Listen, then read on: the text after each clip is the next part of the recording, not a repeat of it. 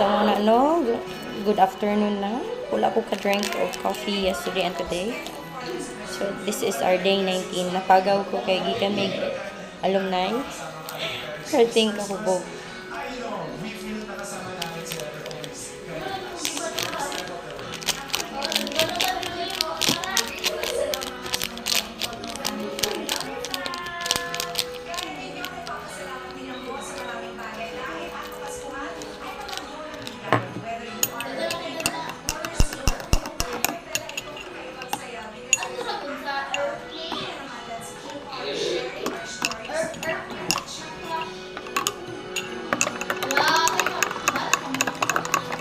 So, since we're here in Leyte, we will enjoy our vacation. So, wait lang.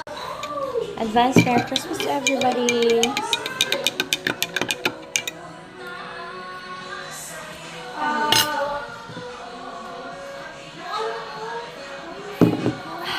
Singit eh.